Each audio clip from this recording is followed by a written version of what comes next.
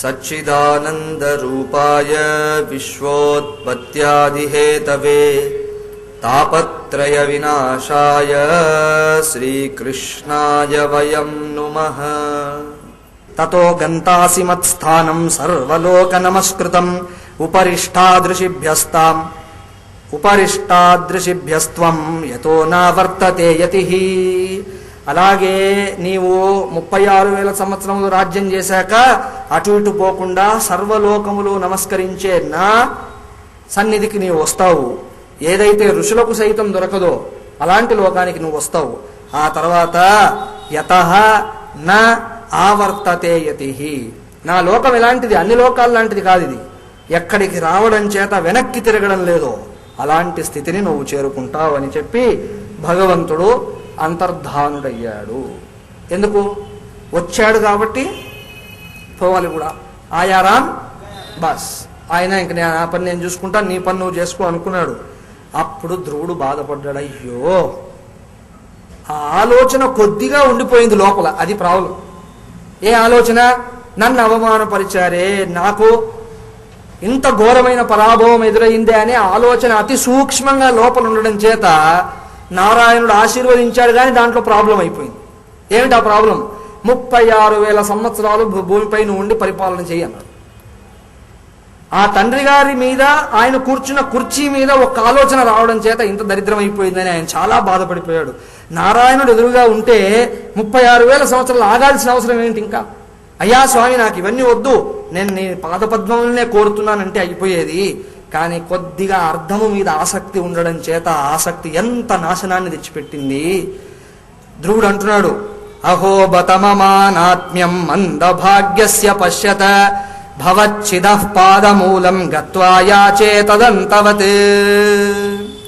ఎలాగైతే మందభాగ్యుడు మందబుద్ధి అయినటువంటి వాడు శాశ్వతంగా ఉండాల్సింది కోరుకోడో, పై కనిపించే వాటి చేత మోహితుడై ఇప్పుడు కనిపించి ఇప్పుడు పోయే వాటిని కోరుకుంటాడో, నా పని అలాగే అయిపోయిందే. నా మనస్సులో ఎక్కడో లోతుల్లో రాజ్యం పట్ల కోరిక ఉండడం అనేది మిగిలిపోవడం చేత, ఈ అర్థము అనేటువంటి దాని పట్ల ఆసక్తి ఉండడం చేత నారాయణుడు నన్ను అలా ఆశీర్వదించాడే, అయ్యయ్యో అనుకుంటున్నాడు. మయైవ తత్ప్రార్థితం వ్యర్థం చికిత్సా ఇవ గతాయుషి. ఇంతకాలము నేను చేసిన తపస్సు, ఇంత సంలగ్నతతో నేను చేసిన ప్రార్థన ఇత్యాదులన్నీ వ్యర్థమైపోయాయి అంటున్నాడు. సాక్షాత్ నారాయణుడు నిలబడి ఉద్ధరిస్తే కూడా వ్యర్థం అంటున్నాడు. దాన్ని ఎలా వ్యర్థమైందంట? గతాయుషి చికిత్సా ఇవ. ప్రాణమే పోయిన వాడికి వైద్యం చేసినట్టుంది. ఇంకా వైద్యం చేస్తే ఏమిటి, చేయకపోతే ఏమిటి? ఈ అర్థం అనేటువంటి పురుషార్థాన్ని స్మరిస్తూ ఉండడం చేత ధనం ధాన్యం పశుం బహుపుత్ర లాభం, ఏదో వైభవం కీర్తి ప్రతిష్ట, ఈ పిచ్చి పిచ్చివన్నీ మనసులో పెట్టుకోవడం వల్ల నారాయణుడు వచ్చి ఆశీర్వదించిన నా పరిస్థితి ఈ లోకానికి పశువులాగా కట్టివేయబడ్డానే అని బాధపడ్డాడు. ఈశ్వరాత్ క్షీణ పుణ్యేన ఫలికారా నివాధన. మహారాజు గారు సంతోషించి నువ్వు ఏదైనా కోరుకో అంటే, అజ్ఞాని అయిన వాడు, దారిద్ర్యము చేత పీడింపబడి బుద్ధి కల్మషమైనటువంటి వాడు, అలాంటి వాడు ఒడ్లు కోరుకున్నట్టుంది నా పరిస్థితి అంటాడు. నిన్నటి రోజున అదే చెప్పాను నేను. రాజుగారు ఇస్తా అన్నప్పుడు బియ్యమే కోరుకోవచ్చు కదా, డైరెక్ట్గా వండుకొని తినేది కోరుకోక, నాకు కొన్ని వడ్లు ఇవ్వండి స్వామి అని మళ్ళా దాన్ని తీసుకెళ్ళి దంచుకోవాలి, పొట్టు వేరు చేయాలి, నానా గోల ఇదంతా. బుద్ధిహీనుడైన వాడు ఏదైనా ఇలాంటిదే కోరతాడు అని అర్థం. అలా నారాయణుడు నాకు కనిపించిన శాశ్వతము పరమపదం కోరుకోకుండా అనవసరంగా లోపల చిన్న కాలుష్యము మాలిన్యం ఉండడం చేత నా పరిస్థితి అంతా వ్యర్థమైపోయింది అని బాగా బాధపడిపోయాడు పాపం. ఆయనే అంత బాధపడితే మీరు నేను ఎక్కడ? ఇంకా మనం ఈశ్వరుడి దగ్గరికి కావాలని అర్థబుద్ధి పెట్టుకొని వెళ్తున్నాం. ఆయనకు పొరపాటున ఎక్కడో లేశ మాత్రం ఉండడం వల్ల భగవంతుడికి 36,000 సంవత్సరాలు దూరంగా ఉండాల్సి వచ్చింది. అలా ఇవాళ మన ఏడుపులకు కారణం ఏంటో మీరు ఇప్పుడు గమనించండి. భాగవతం ఊరికే కథ కాదు చెప్పేది, తత్వాన్నే బోధిస్తోంది. మీరు నేను ఏడుస్తున్నానంటే దానికి కారణం ఈశ్వరుడు కాదు, మనం అడిగినవే ఆయన ఇస్తాడంతే. మనం ఏది కోరుకుంటే అది ఇస్తాడు, ఏది నోరుతో అడిగితే అది కాదు ఇచ్చేది. మనస్సులో పైకి నాకు మోక్షం కావాలని అంటావేమో, కానీ లోపల స్మరిస్తుంది దేన్ని? ధ్రువుడు అంత తపస్సు చేసి ఆకులు అలవులు తినుకుంటూ ప్రాణబంధనము చేసి తపస్సు చేస్తేనే లేశమాత్రం అది ఉంది కాబట్టి దాన్ని ఏమి చేయలేక నారాయణుడు తథాస్తు 36,000 సంవత్సరాలు పరిపాలన చేయని చెప్పాడు. మిమ్మల్ని నన్ను ఆయన చూస్తే జన్మ జన్మలు ఇక్కడ పడి ఉండడం నాకు తప్పదు. అంతేనా కాదా? మనం వెళ్ళడమే అందుకు వెళ్తున్నాం. లోపల ఏదో ఇట్లాంటివి ఆలోచించడం వల్ల పాపం చేసేది లేక ఆయన అదే ఇచ్చి సైలెంట్గా వెళ్ళిపోతున్నాడు.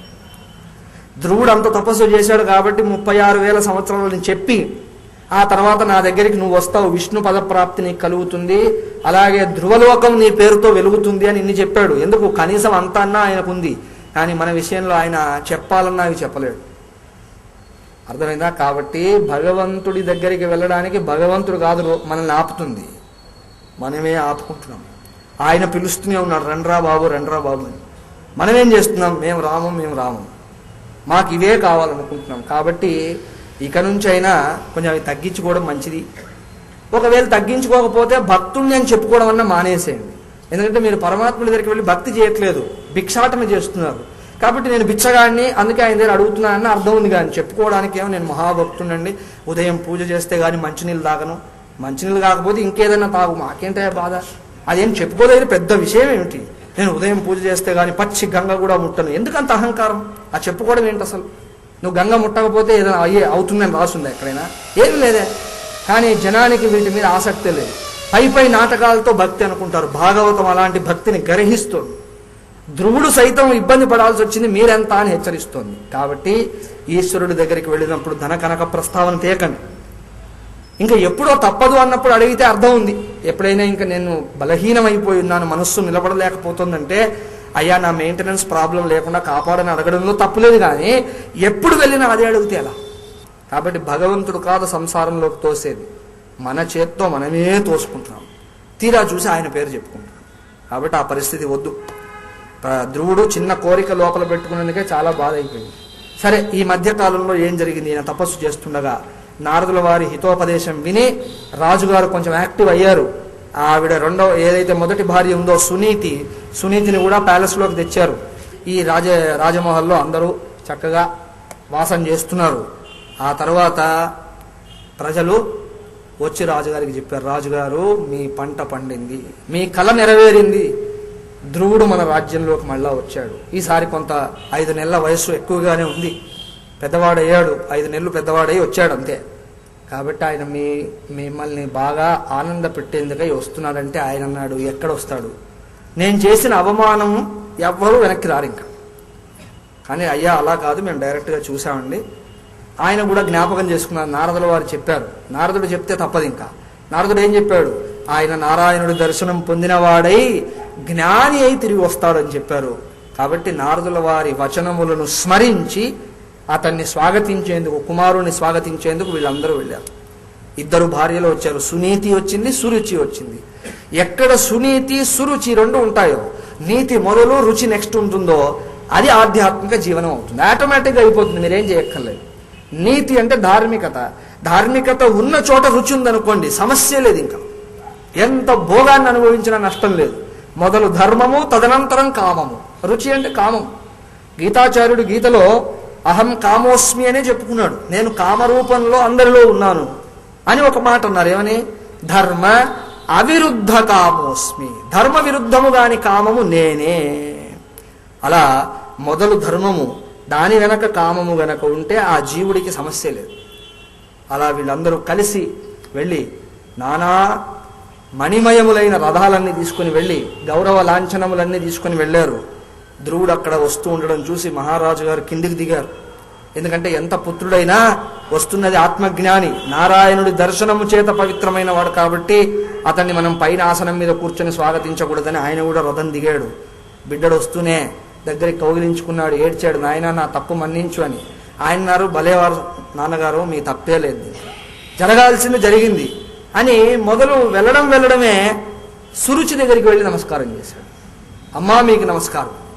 ఆవిడ ఏడ్చింది, నాయన నేను ఎంత కర్కశురాలిని, నువ్వేదో ప్రేమగా మీ తండ్రి గారి దగ్గరికి వస్తుంటే నేను అడ్డగించాను, అలాంటి పాపిష్టి దాన్ని నాకు నమస్కారం చేస్తావా? నీ తల్లి ఆగో ఆవిడ నీకు సంస్కారము నేర్పింది, క్రోధాగ్నుల్లో జ్వలించకుండా నేను కాపాడింది. సునీతికి నమస్కారం చేయంటే కాదు, మీరే నాకు ఉపదేశం చేసినట్టు లెక్క. నన్ను గనక మీరు అవమానించకపోయి ఉంటే అలా నాకు వచ్చేదే కాదు ఆలోచన, తపస్సు అని. కాబట్టి ఏది ఏమైనా సరే జరిగింది ఏదో జరిగింది, దాని గురించి చింతించడం అంత మంచిది కాదు. కానీ మీరు నా గురువు లాంటి వారు, నేను అందుకే మీకు నమస్కారం పెడుతున్నాను. అండ్ గురువు అంటే వందనీయుడు, ఎక్కడున్నా నమస్కారం పెట్టాలి. కాబట్టి మీరు ఏ భావనతో అన్నారో అది నాకు అనవసరం. దానివల్ల నాకు మాత్రం కళ్యాణమే జరిగింది, నాకు మాత్రం మంచి జరిగిందనే భావనతో నమస్కారం చేశాడు. ఆ తర్వాత చక్కగా వారందరూ రాజ్యంలో వాసం చేస్తుండగా ధ్రువుడికి యవ్వనం వచ్చింది, మంచి వయసు వచ్చింది. పెద్దలందరూ చెప్పారు, రాజా ఇంకా నారదుల వారు చెప్పింది స్మరించండి, అతడు రాజ్యభారాన్ని మీద వేసుకునే పరిస్థితి వచ్చింది కాబట్టి రాజ్యాన్ని అప్పగించేసి తమరు తత్వచింతనార్థం వనానికి వెళ్ళిపోండి.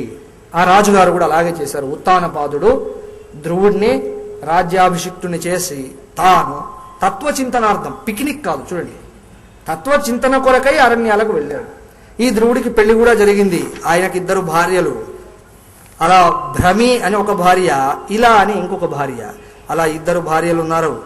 అండ్ ఈ ఉత్తముడి పరిస్థితి ఏమిటండి, తమ్ముడు ఒకడు ఉన్నాడు కదా, ఆ తొడ మీద కూర్చున్నవాడు, వాడు ఉత్తముడు అంటే ప్రాపంచిక విషయములలోని గొప్ప భోగములు వాడు. కానీ దానివల్ల పెద్దగా ఒరిగేదేమి లేదని చెప్పేందుకై కథ ముందుకు వెళ్తుంది. అతను ఒక రోజు వేటకు వెళ్ళాడు. వేటకు వెళ్ళినవాడు వేటాడి సైలెంట్గా వస్తే బాగుండు, అక్కడ ఏదో యక్షులతో గొడవపడ్డాడు. ఆ యక్షులు నానా విధమైనటువంటి ఆయుధాలన్నీ పట్టుకొచ్చారు. మహామాయావులు వాళ్ళు, వీళ్ళని సంహరించేశారు. నారాయణుడు చెప్పాడు ఈయనకు ముందే, మీ తమ్ముడిని సంహరిస్తారు, మీ తల్లిగారి పని కూడా అయిపోతుంది, ఇవన్నీ చూస్తూ నువ్వు రాజ్యం చేయాల్సి ఉన్నది. అలా ఆయన అన్నట్టుగానే యక్షులు ఈ సురుచి పుత్రుడైనటువంటి ఉత్తముణ్ణి ఖతం చేసేశారు. అతన్ని వెతుక్కుంటూ వచ్చినటువంటి సురుచి సైతం ఆ ఆవేదనలో ప్రాణాన్ని త్యజించింది. ఈ విషయం ధ్రువుడికి తెలుసు. ఇంత తపస్సు చేశాడు, ఇంత గొడవ పడ్డాడు, అన్ని చేశాడు, కానీ లోపల ఎక్కడో ఆ అర్థకాంక్ష ఉండడం చేత కించిత్ మాలిన్యం ఉండిపోయింది. ఆ మాలిన్యము కాస్త పగ ప్రతీకారం అనే రూపంలో బయటకు వచ్చాయి. అతను రథం తీసుకుని అడవికి వెళ్ళి తన దగ్గర ఉన్న దివ్యమైన శంఖాన్ని పూరించాడు. అలకాపురి దద్దరిల్లిపోయింది. అక్కడ ఉన్నటువంటి వాళ్ళకు భయం వేసింది, ఎవడో మహావీరుడు శంఖనాదం చేస్తున్నాడు, మన యక్షులు ఎవరో అపరాధం చేసి ఉంటారు వాళ్ళకి అనుకున్నట్లుగానే అతను ప్రయోగించినటువంటి శరములు పరంపరగా నగరం మీద పడ్డాయి. ఎందరో యక్షులను నాశనం చేశాడు. ఆ తర్వాత వాళ్ళు సామాన్యులు కాదు, వాళ్ళు పరిగెత్తుకుంటూ వచ్చారు. వేలాదిగా సైన్యం తరలొచ్చింది, యక్ష సైన్యం అంతా. వాళ్ళు ఈ ధ్రువుణ్ణి సంహరించేందుకు రకరకాల ఉపాయములు పన్ని యుద్ధం చేశారు. కానీ ఇతను తన దగ్గర ఉన్న అస్త్రాలన్నీ ప్రయోగిస్తూ తట్టుకున్నాడు. చివరికి యక్షులందరూ కలిసి ఏకకాలంలో వారి దగ్గర ఉన్నటువంటి అతి దివ్యమైన అస్త్రాలు ప్రయోగించారు. ఆ అస్త్రముల పరిస్థితి ఎలా ఉందంటే, అతని మీదికి ఒక మేఘమే వచ్చి కప్పేయడానికి వస్తే ఎలా ఉంటుందో, సునామీ లాగా అనుకోండి, అలా వస్తున్నాయి అస్త్రాలన్నీ. ఇతను చేసేది లేక నారాయణ అస్త్రాన్ని స్మరించాడు. నారాయణ ఋషి చేత నిర్మితమైన అస్త్రం అది, మహాశక్తివంతం, ఆర్ష అస్త్రం అంటారు దాన్ని. దాన్ని తిప్పికొట్టగలిగిన ధైర్యము కానీ, దాన్ని ప్రతిఘటించగలిగిన అస్త్రము కానీ ఇంకోటి లేదు. అలాంటి నారాయణాస్త్ర స్మరణ చేసి నారాయణాన్ని ప్రయోగించబోతున్నంతలో స్వయంభువ మనువు వీళ్ళ తాతగారు అక్కడికి వచ్చారు. నాయన, గంధర్వులు ఏదో చేశారు, ఆ యక్షులు ఏదో చేశారని నువ్వు మళ్ళా ఇలాంటి పగా ప్రతీకారం అనే దాంట్లో పడుతున్నావు. నువ్వు చేసిన తపస్సు మర్చిపోయావు, నీకు నారాయణుడు చెప్పిన ఉపదేశాన్ని మర్చిపోయావు, నారదుల వారు నీ దగ్గరికి వచ్చి ఆశీర్వదించిన ఫలము పోయింది. ఇంత పగా ప్రతీకారం మంచిది కాదు. రాజుగా పరిపాలన చేస్తున్నప్పుడు కొంత తప్పదు, కొన్ని చిన్న చిన్నవి వస్తాయి, వాటిని కాదనలేము. కానీ నీలో పగా ప్రతీకారం హృదయంలోకి ఎంత లోతుకు వెళ్ళిందంటే అది చాలా సీరియస్ అయిపోయే పరిస్థితికి వచ్చాను. ఇప్పుడు రాజ్యభారం చేస్తుండగా కొన్ని తప్పులు ఒప్పులు జరుగుతుంటాయి, రజోగుణ కార్యం కాబట్టి. కానీ నువ్వు భక్తుడి లక్షణాలను త్యజిస్తూ ఉన్నావు అని హెచ్చరిక చేశాడు ఆయన. భక్తుడైన వాడు విచారణము చేసి ప్రవర్తించాలే తప్ప తన వాళ్ళకేదో అపమానం అయిందన్నంత మాత్రం చేత పరిగెత్తుకుంటూ రాకూడదు. విచారణ చేయాలి. ఏదైనా దోషం నీ తమ్ముడిది కూడా ఉండుండవచ్చు కదా. నువ్వు విచారణ లేకుండా శంఖనాదాలు చేసుకుంటూ ఈ అస్త్రాలన్నీ ప్రయోగిస్తూ యక్షులకు అపరాధం చేస్తున్నావు. యక్షులకు నాయకుడు రాజు ఎవరో తెలుసా? కుబేరుడు.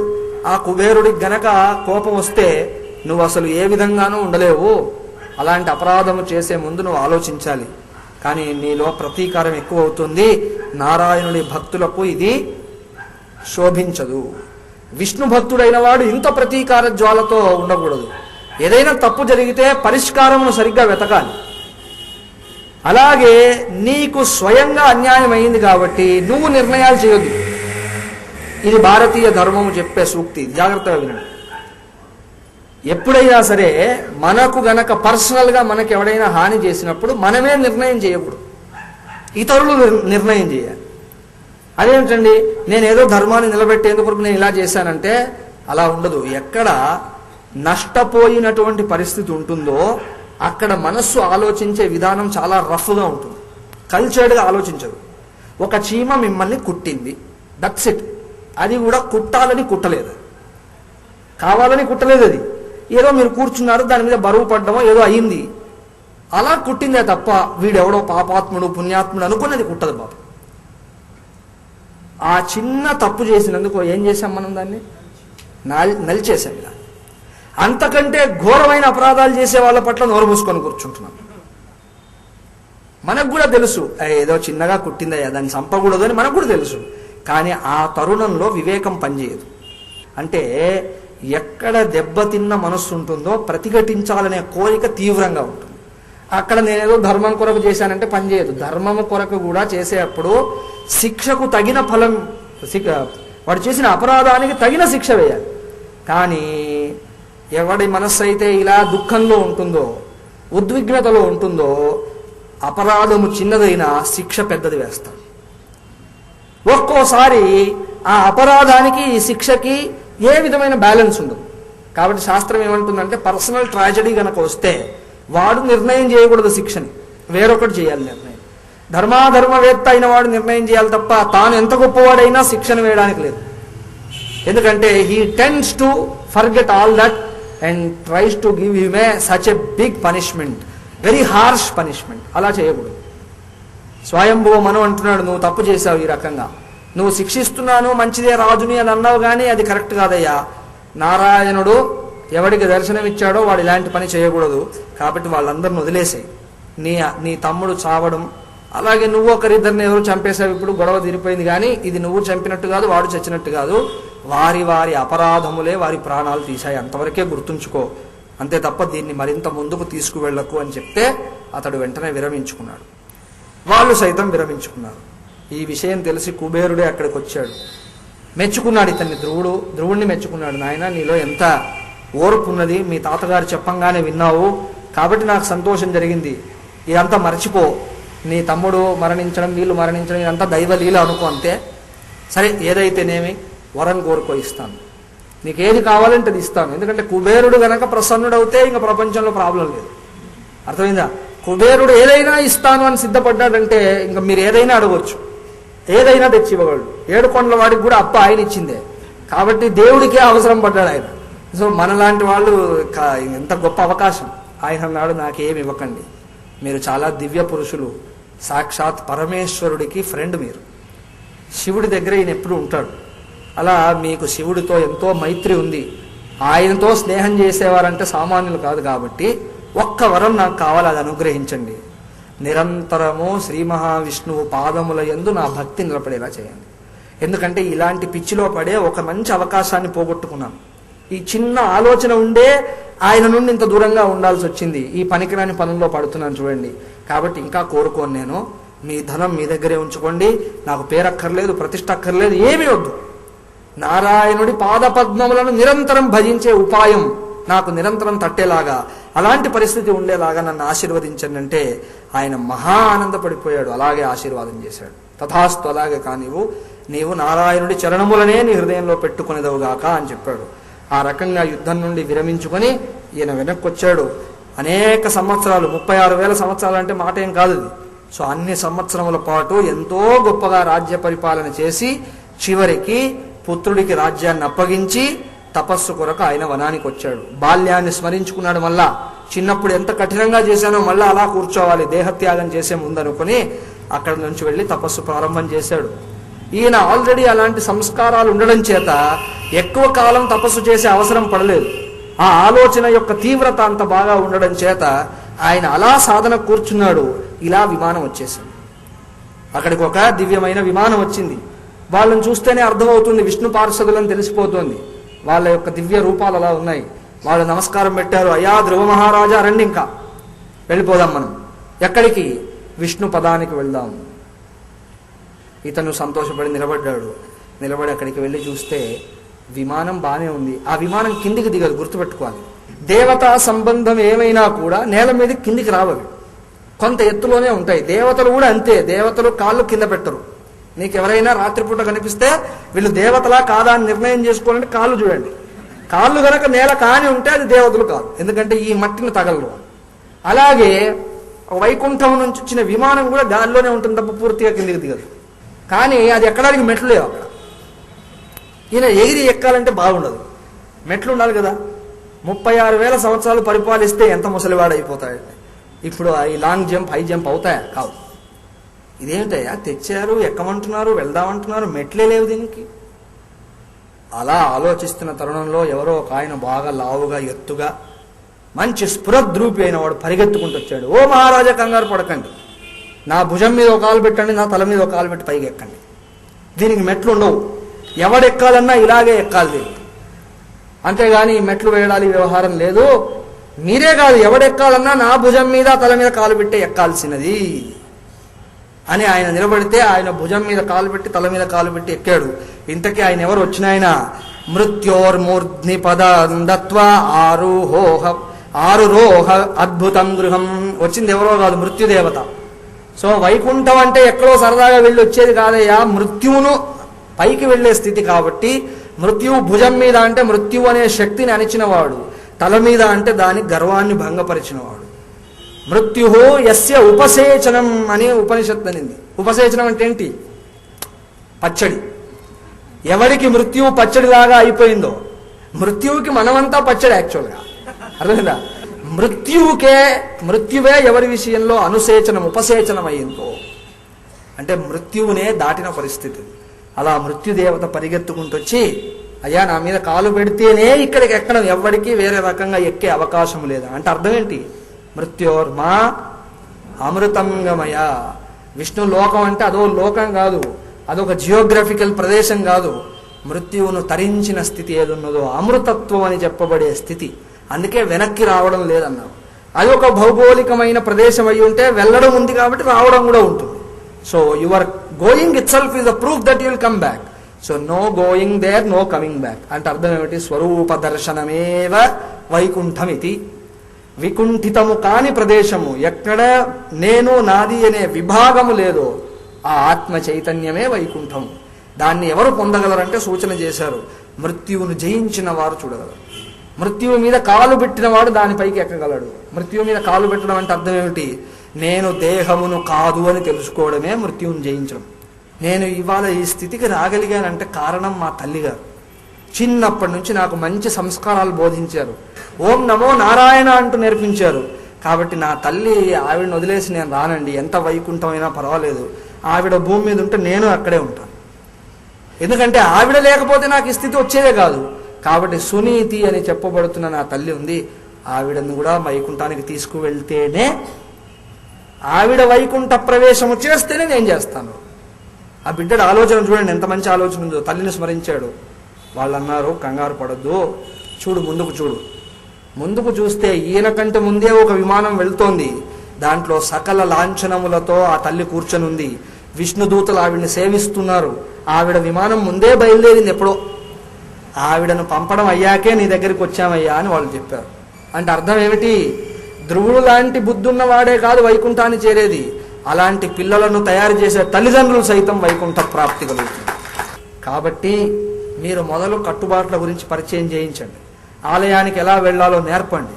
తదనంతరం కొద్ది కొద్దిగా మన తత్వశాస్త్రం అంటే ఏమిటి, అలాగే రామాయణాది గాథలు వినిపించాలి. అవి వినిపించే ముందు మీరు తీసుకోవాల్సిన అతి ముఖ్యమైన శ్రద్ధ ఏంటంటే, రామాయణంలో కొన్నిసార్లు రావణుడు కూడా చాలా ఇంప్రెసివ్గా కనిపిస్తాడు, రాముడే ఒక్కోసారి వేరుగా కనిపిస్తుంటాడు. ఈ సన్నివేశాలను మీరే ముందుగా అధ్యయనం చేసి వాళ్ళకు బోధించాలి. ఆ తర్వాత నిదానంగా ఉపనిషత్తులు, వేదం అని ఉన్నాయిరా, ఇవి నేను నీకు చెప్పను, ఇలా గనక నువ్వు రామాయణాదుల్లో చెప్పిన గుణాలన్నీ పెంచుకుంటే ఒకరోజు అవి నీకు లభిస్తాయని ఆశీర్వదించాలి.